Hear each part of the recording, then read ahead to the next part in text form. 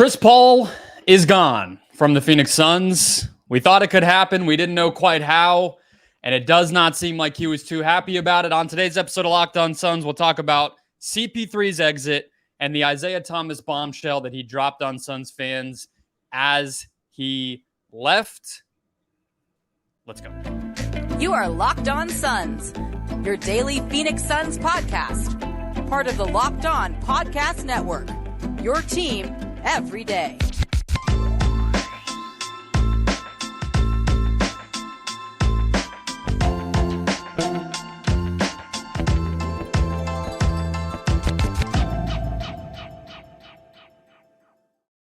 And we're back. This is Locked On Phoenix Suns. We are part of the Locked On Podcast Network, and I'm your host, Brendon Kleen, a credentialed media member covering the Suns for the past 6 seasons, a writer at Suns.com, and the host of the Just Basketball Show wherever you get your podcast. Thanks for making Locked On Suns your first listen on Wednesday, June 21st, one day before the draft. Hit follow or subscribe to get this show in your feed every single day. We're free and available on all podcast platforms, including YouTube. You can become an everydayer and get locked on to the Phoenix Suns just by hitting follow or subscribe and get this show in your feed every single Monday through Friday. Some bonus shows when craziness happens, such as Bradley Beal getting traded to the Suns. You'll get an extra show if anything like that happens. Not sure if it will, but you never know. This team is crazy. Joining us, as he does every week, is Aaron Edwards. A little early as I have some travel later in the week, but I think it's a good day to do it, Aaron, because we have some drama to talk about. And I didn't want to do that solo, so it's good to have you. Today's show, guys, brought to you by FanDuel, the official sports book of the Locked On Podcast Network. Make every moment more by visiting FanDuel.com/LockedOn today to get started. All right, so the drama that I'm talking about, for anybody who missed it, is that Chris Paul gave a couple of interviews because this deal went down for Beal and Paul as Chris was already headed to New York to promote his book. So he's on Good Morning America. He's on...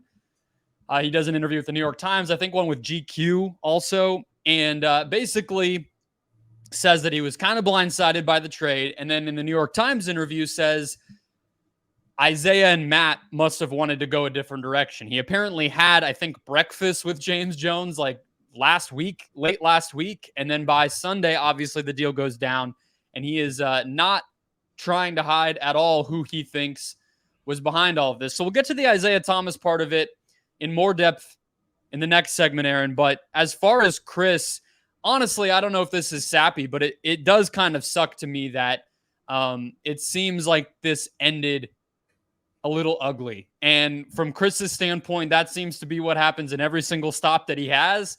And from the Suns standpoint, this is a dude who is pretty important to their legacy and history as a franchise. And it's another dude kind of cast aside for something bigger and better. Yeah, I was on the other side of this at first, but now I'm kind of just in the business part of it. Yeah, it sucks it ended early, but he got to 30 million. Like, he got that because of this. Maybe. And still not positive, but he at least got like 25. Yeah, so that helps. He's getting a lot of it. And yeah, he's not going to probably be a part of a contender or anything, but when you're a 38-year-old at the end of your career and you're owed this kind of money, I don't think there is a possible way for it to end pretty. I don't think that there was a way out of that. I think the Dame's only 32, and I think that's not going to be pretty.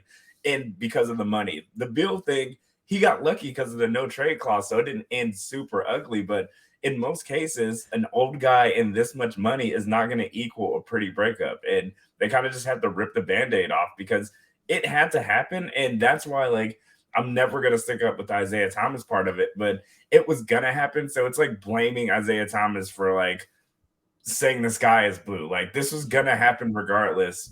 And him mentioning the Isiah Thomas part is kind of just trying to put salt in it, which I understand. If you want to be petty, burn the door on the way out, burn the room on your way out. I don't care. But to blame Isiah Thomas for this when it was supposed to happen anyway, I don't care who the GM is. I don't care who the owner is. This had to happen. So, it's sure. I hate that it ended ugly, but when somebody's this old is making this much money, it's going to end ugly. Yeah, I hear all that. And it does sound like, if you kind of read between the lines of all the different angles of this, because it all started with Chris Paul leaking to Chris Haynes, or him and his agent, whatever you want to say, leaking out that, well, they're about to cut me. how bad is that? Like, pile on the Suns. They're being, mistreating a legend type of thing, trying to get sympathy on his side and all that stuff. So he obviously didn't really want to be cut outright. And then you hear Gambo saying he seemed to be kind of turned off by the idea of any of the waving and coming back types of shenanigans the Suns might have wanted to pull. And then now he obviously didn't like that he got traded. So I agree with you that I'm not really sure what would have made Chris Paul happy outside of making the $30 million and staying in Phoenix. Personally, I guess I don't really get why it is that he would have preferred that anyway, because it sounds like what's about to happen is he's either going to get traded to the Clippers or he's going to get cut by the Wizards and then end up on either the Clippers or the Lakers. And those all seem better in terms of basketball fit and being close to his family and everything else. So I'm not really sure, I guess, from that perspective, what exactly he was hoping for. But the part of it that does intrigue me here is, and I'm just going to ask it to you outright, and we might run the risk of calling another man a liar, and that's okay. Do you buy that James Jones was on some sort of different side of this? Because you're totally right that this is where this was headed. I mean, the structure of his contract was built in so the Suns would have the flexibility to cut him or stretch him or do all this different stuff, and they're just taking advantage of what they agreed on 2 years ago. So I guess I just kind of wonder, that breakfast that happened, wherever that was at some nice little place in Scottsdale or something, was there a different message coming across? Like, did James Jones see a way to keep this guy and not like, that's the part where I start to wonder. And I do sort of think there's maybe something more here. Yeah, I know, like, we don't want to, like, we're going to run the risk of calling somebody a liar, but in this scenario, somebody is lying. Like, I think that either James Jones was telling Chris Paul that a 38-year-old was our future and we were going to be able to win a ring with him and we're going to figure out the money and all that stuff, or Chris Paul just kind of misread it and is lying right now. Because I think every fan, every person knew that we wanted to get from out of this contract. And we said it the day after our season ended. We're like, why are they giving him this vote of confidence so early when free agency hasn't hit? There was no point in putting that out. We talked about this like a couple shows ago. It was like, there was no point in saying, we're giving Chris Paul all this money. We're keeping him all this like a week, like months early, like months too early even.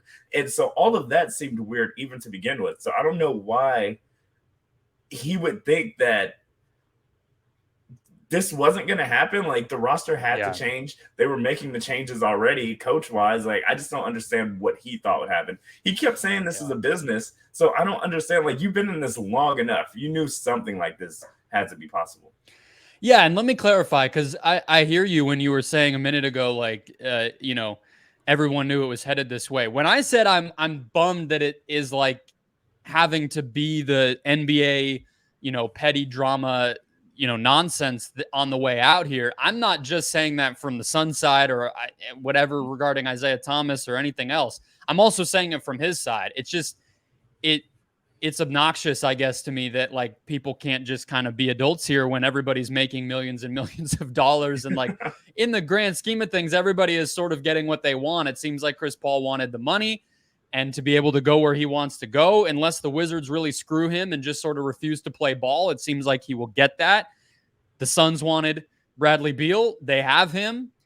I'm not really sure why anyone is necessarily frustrated outside of James Jones, who might very well be, losing some of his control here, which we can get to in a minute. But I'm saying that on the Chris Paul side too. And it does seem like he deserves some blame in a lot of these situations for kind of having to just like twist the knife on his way out. It's like, it doesn't seem like he's ever able to just make peace with whatever it is that goes on in his various pit stops throughout his career, which I don't know what that is. I'm not trying to get in his head, but it's weird and it sucks. Yeah, I think the only time it wasn't messy was the no stakes one. Like, OKC was like, you're a legend, we're going to do this for you. And there was no stakes behind it. It was just doing something for a guy. You got your extension, we paid you that, and the money was involved this time. And you didn't finish out the playoffs, and you were hurt during the season, and you're owed this much money. Like, all of it this is how legends kind of go out. So I don't understand if he thought he was different or anything like that. We got rid of Melo with no inkling of letting him back. Like, he had it way worse than this, and he kind of just took his licks and was like, all right, yeah, I guess this is happening. But Chris Paul, like, I think he just thought he was better than this. And when you're owed that much money and you're not finishing another playoff series, I don't understand what you wanted them to do. I mean, even LeBron, right? Like, his team is sort of just refusing to do what it is that he wants them to do this offseason. Like, they're not going to do much in the way of trying to get Kyrie. It seems like they're not going out and trying to sign and trade their free agents for this and that. It sounds like they're just going to sign their young guys who had breakout postseasons and then just roll it forward, because they're just not in the business of trying to make a guy happy who isn't able to be the end-all be-all for their team anymore. And it's crazy to say that about LeBron. It's less crazy to say that about Chris Paul. And so it's just sort of, like you said multiple times now, it is where this was headed. We'll see kind of what falls out from there. I would not be opposed to some sort of, eventual, I don't know if it's a jersey retirement because he was only here for 3 years, but some sort of something to honor the dude, because he does deserve that. But let's talk about the Isiah Thomas part of this, because I think it's more interesting going forward, because that's a guy who very well could have power in this organization moving into the future, whereas Chris Paul is gone. We'll get to what we think is actually going on, what we don't know, and what it all means next. First, today's show brought to you by BetterHelp. BetterHelp is here to help you get access, make it easy, make it smooth to a licensed therapist online. It's easy to get caught up in what everyone else needs from you and never take a moment to think about what you need from yourself. When we spend all of our time giving, it can leave us feeling stretched thin or burned out, and therapy can give you the tools to find more balance in your life so you can keep supporting others without leaving yourself behind. It's been a crazy few years. Everybody knows that. Whatever part of your life you're in, it might feel like it's not time for you to be doing this. It might feel like you don't have this big moment that creates the opening for it, but everybody can benefit. If you're thinking of starting therapy, give BetterHelp a try. It's entirely online, designed to be convenient, flexible, and suited to your schedule. Just fill out a brief questionnaire to get matched with a licensed therapist and switch therapists anytime for no additional charge. Find more balance with BetterHelp. Visit BetterHelp.com/LockedOnNBA today to get 10% off your first month. That's BetterHelp, HELP.com/LockedOnNBA.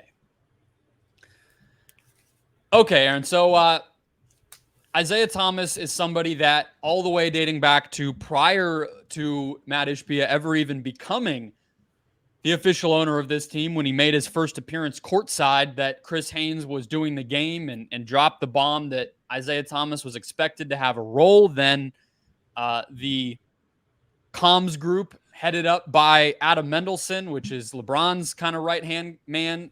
That's the team that is behind a lot of this Ishbia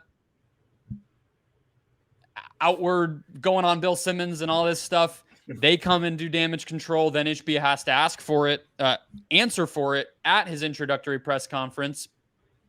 He says that Isiah Thomas is not going to have a formal role. That's very, political speak in terms of he's not going to have a formal role. What does that really mean? Does that mean he has no role, or just one that's not paid and listed on the staff directory?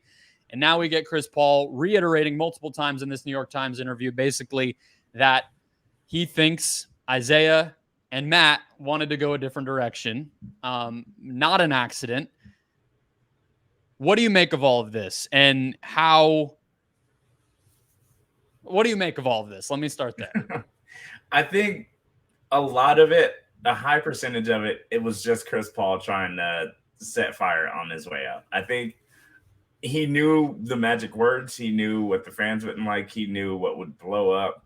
And he's too smart for that. Like, he knew exactly what this would do, because I don't see how leaving James Jones out of a decision that he was going to have to make regardless is fair. Like, I understand he might be your boy. You had breakfast with him. You guys had a chat, but it's crazy to put it all on Ishbia and Isiah Thomas, apparently, when James Jones is the GM. And this had to happen. And we talked about this in the last segment, but it just seems like he was just trying to set fire to it, because he could have said James Jones, the GM, but it seems like he was it's like a new owner. He don't got a relationship with him. I think somebody said that Paul might be the first player to like Sarver more than his new owner. Like, I think that he did ask to be here when Sarver was still in charge before we knew anything about all the craziness. So, yeah, I just don't think that Chris Paul liked that the new owner came, and that was one of the changes the owner possibly wanted to make. But it wasn't. It can't have all been on Ishbia, because that means it's all on us too. Because if we have Ishbia's job, if we had James Jones's job, everybody that's a Suns fan would have probably made this decision. So he would have had to be mad at everybody, not just those two guys. So let me ask you this, because this is the part where I start to get confused, and it's not always great podcasting to have to just sit here and be like, I don't know. But in this case, I don't fully get it, because while I hear what you're saying, obviously Chris Paul did this, and I don't think, as much as I very quickly added the nickname of Petty God on top of the Point God nickname by the time I had watched him for like 1 month and seen how he kind of moved and operated behind the scenes. This is another level just for the sake of doing it, like just to set fire to something. It doesn't, I mean, he's a grown man with a lot of, relationships. It doesn't seem like the type of thing that he would necessarily just do just to do it. So I feel like there must be something behind his concern over Isiah Thomas. I don't know if it's a moral thing. We can talk about that part of it in a second because it's important, but I don't know if it's that. We don't normally see athletes go that far on this stuff. I don't know if it's just that he thinks Isiah Thomas has been super involved in making a bunch of bad decisions, or maybe there's stuff that almost happened or might happen that Chris Paul knows about that we don't, that he's worried about in the future.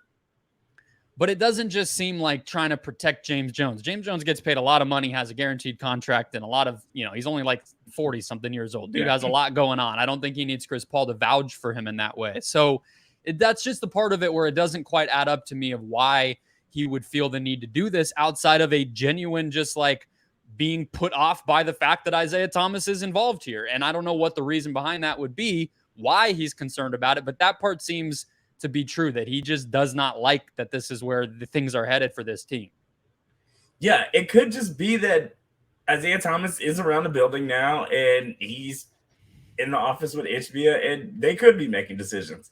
But I think and I hate having to defend Isiah Thomas right now because I hate everything about, like, even the possibility of this.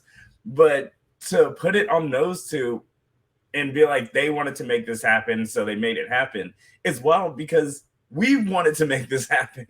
But yeah, but that's the part of it, right? It's like, I don't even know if Chris Paul believes that. The point was just to bring Isiah Thomas. He just wanted to be like, hey guys, Isiah Thomas is in the building. Hey guys, and so Isiah that's Thomas the part of it where it's like, why? Yeah. I don't know the answer.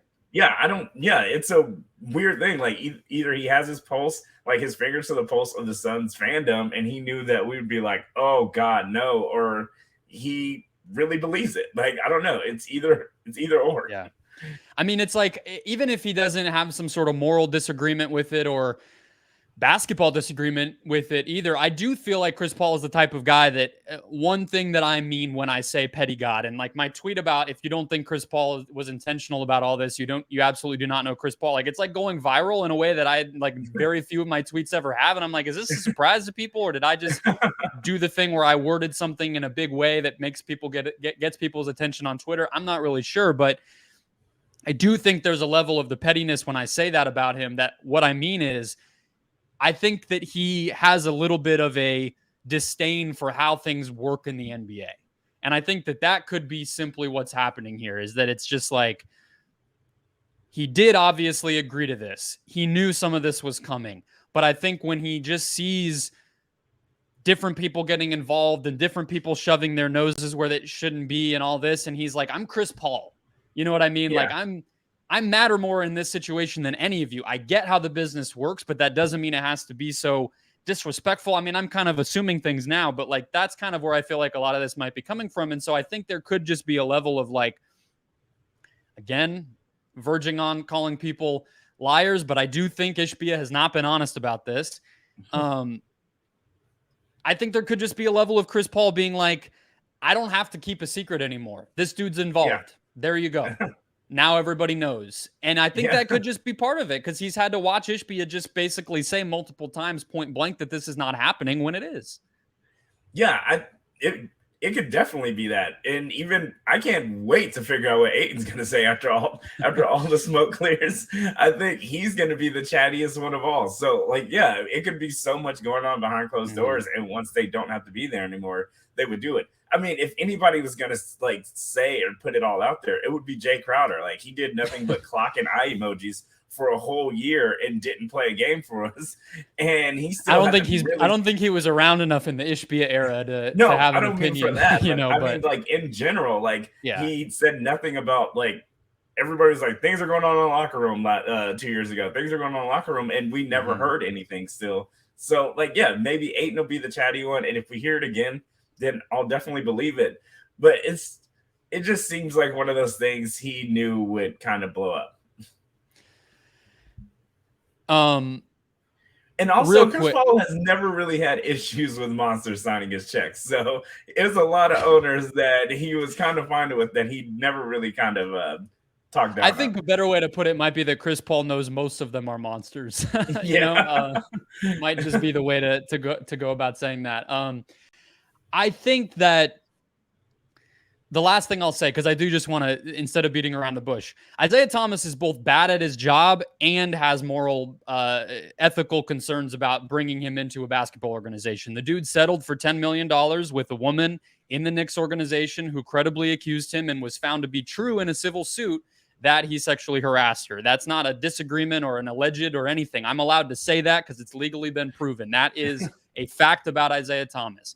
He also was awful at his job throughout the entirety of his time running the Knicks, to the point that it set them back and is a big part of where the Knicks were for all those periods of time between Pat Riley and I guess Jalen Brunson resuscitating them. That's true too. And so it's just like, no matter what angle you look at this from, it is bizarre and very like apt for how people with money do stuff that Mat Ishbia would find a right-hand man who just got to know him or said the right words, or they just are buddies and, you know, smoke cigars or play poker, do whatever it is that they do together, and decided that is the guy who was going to have his ear when and if he ever became an NBA owner. It makes perfect sense, and it also makes no sense. And I guess from a human standpoint, let's hope that Isiah Thomas keeps his attitude and behavior and personality in check in such a way that those people who work there do not have to go through all of that again, because we thought that was behind us here in Phoenix from an NBA standpoint. And I guess you just kind of pray that having as much talent as the Suns now have protects you from the mismanagement that may or may not be there. Real quick, like 30 seconds, Aaron, would you be worried about your job if you're James Jones? More than we already thought he might be with the new owner?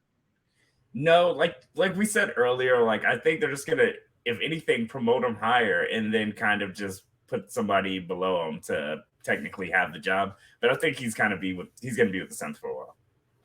Seems that way. We'll see what happens. All right, let's have some fun to close the show. The Suns have a trade exception. I have not brought that up as I've been previewing the offseason day by day, but they have it by way of the Dario Saric trade in February. They can use it all the way through next February, but it might make sense to try and go ahead and use that now. We'll talk about what their options are with that $5 million trade exception next. First, today's show brought to you by the FanDuel Sportsbook, the official sports betting partner of the Locked On Podcast Network. And baseball season is in full swing, meaning there's no better place to get in on the action than FanDuel, which is also America's #1 sportsbook. Right now, new customers get a no-sweat first bet up to $1,000. That's up to $1,000 back in bonus bets if your first bet doesn't win. Just go to FanDuel.com/lockedon to join today. We have odds for the draft, which is actually interesting, and I might have to go ahead and put some money down here. The number 3 overall pick is interesting. Sounds like Brandon Miller might fall. You currently can get plus 1,400 odds on Amen Thompson, plus 2,900 odds on Cam Whitmore to go number 3 overall. Those might be interesting. Sprinkle a little on each one. You might get a big payday. Don't miss your chance to snag that no-sweat first bet up to $1,000 when you join FanDuel today. Just go to FanDuel.com/lockedon to sign up. FanDuel is an official partner of Major League Baseball and the NBA. Major League Baseball trademarks used with permission. Okay, closing out the show, quicker segment here. Trade exception, $4.9 million. But as you may or may not remember, everyone listening, the Suns don't have anything else to add to a trade at this point in time, unless they were to do campaign, which I don't think you even can do that. I don't think you can add players and trade exceptions. And if you can, I don't know how it works, so we're not going to talk about it. Basically, $5 million is the idea, but they can't add a first, they can't add a second, which is normally what you do. A trade exception is basically you're just absorbing a whole player's salary into a pocket of money that the league agrees you're allowed to have because of the way that your past trade worked. So because Saric made so much more than Bazley, that's kind of how this ended up happening. The first place that my mind went, Aaron, is a guy we've talked about a few times, which is Coby White. I was like, he's going to say Coby White. Yeah, so Coby White makes, I'm not sure how this works. He makes $7.4 million, so it doesn't fit perfectly. But you're basically looking at guys like that, players who the incumbent team, for cap reasons, tax reasons, whatever, might not want to keep, but who the Suns maybe would want to take on and pay because they're paying a bunch of money. So like Peyton Pritchard is another one. That's a guy we've heard the Suns linked to. Honestly, to me, I don't know if you remember when all those guys like Emmanuel Quickley and Peyton Pritchard and whatnot were getting, I think Jake Fisher had a bunch of those names, and we were all kind of like, how'd that even work? I think it was this. I think it was this trade exception where the Suns were looking around and thinking, how can we potentially get another younger guard onto our team? I just don't really know who they're going to be able to get if they literally can't even add like a second round pick to this. Yeah, I don't know how they're going to end up using this, honestly. I don't even know. The Coby White thing I was going to say before you said it, but even that doesn't match up. So, yeah, I don't really know what we can do. Like, the cap situation, if we really went, give these three, figure out the rest later, and that's literally where we're at now. I thought of Jackson Hayes, which is a name that I've stopped saying quite as much once I looked into the background on how that court case went ahead and proceeded. I don't know if anyone is going to be in the business of trying to bring him in, TBD, but he's too expensive also. I think he made like $6 million. I'm looking through, I feel like, so again, you're looking at players who are on expensive teams. So somebody like Kira Lewis from the Pelicans might fit if he's traded in the next few days. You're looking at guys like I thought of the two G League Ignite players from Dallas and Milwaukee, Jaden Hardy and Marjon Beauchamp. Both of those guys had pretty solid rookie seasons, and they're on expensive teams. I just don't really know why another team would play ball with the Suns on that. Here, just have our player. We know you're cap strapped and you have anything to give us, but like, we'll do you the solid. Like, I don't know if they're going to be able to do something. Maybe they just wait till the deadline. Yeah, I think the draft is going to be where a lot of people start figuring out what they want to do with their rosters. And we're still got a couple stars to move, and we still have free agency. So I think that's when the Suns are going to figure out exactly what they're going to do with this tiny bit of space they have left.